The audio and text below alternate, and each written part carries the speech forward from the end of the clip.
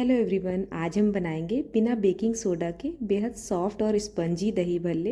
ये इतने मुलायम हैं कि मुंह में जाते ही घुल जाएंगे। तो चलिए शुरू करते हैं।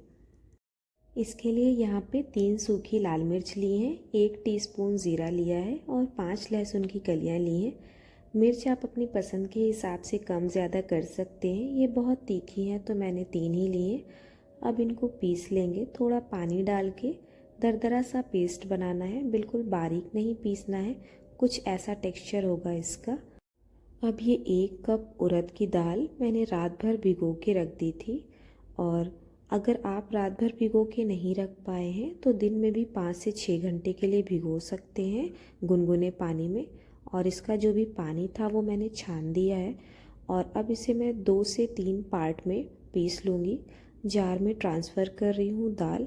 और जितनी बार भी दाल को पीसना होगा 2 से 3 टेबल स्पून पानी ऐड करेंगे और इसको पेस्ट बना लेंगे एक फ़ाइन। जितनी ज़्यादा भीगी और फाइन पिसी हुई दाल होगी भल्ले उतने ही सॉफ्ट बनेंगे। अब जो हमने मिर्चें पीसी थी मैं वो भी ऐड कर रही हूँ, 2 टेबल स्पून के करीब है ये।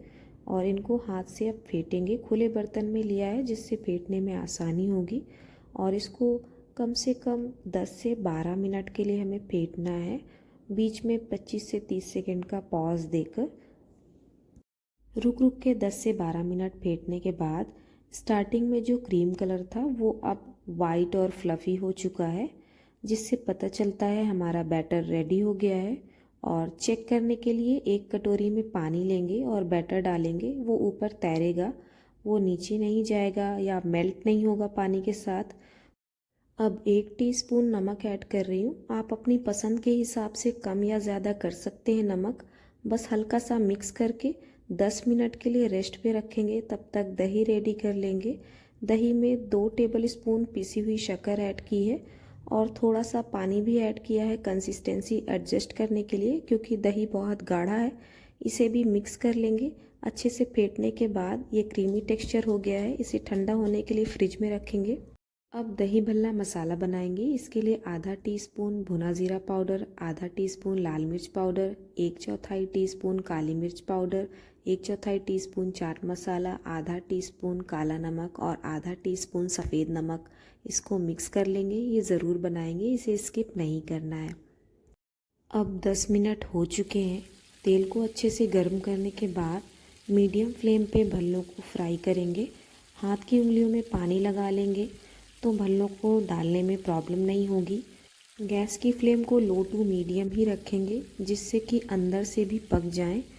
अगर गैस की फ्लेम तेज़ रहेगी तो ऊपर से कलर जल्दी आ जाएगा, बट अंदर से कच्चापन रह जाएगा। एक साइड से हल्का गोल्डन कलर आने के बाद इनको हल्के हाथ से पलट लेंगे। 7 से 8 मिनट का टाइम लगेगा प्रॉपर गोल्डन कलर आने में और अच्छे से पकने में।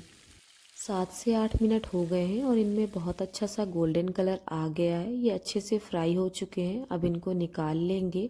बिना बेकिंग सोडा के भी ये कितने अच्छे फूले हुए बने हैं और कितने अच्छे दिख रहे हैं। इनको तोड़ के मैं अंदर से भी दिखाऊंगी। अब मैं तोड़ के भी दिखा देती हूँ। तोड़ने के बाद ये देखिए कितना अच्छा रुई की तरह टेक्सचर आया है इसका।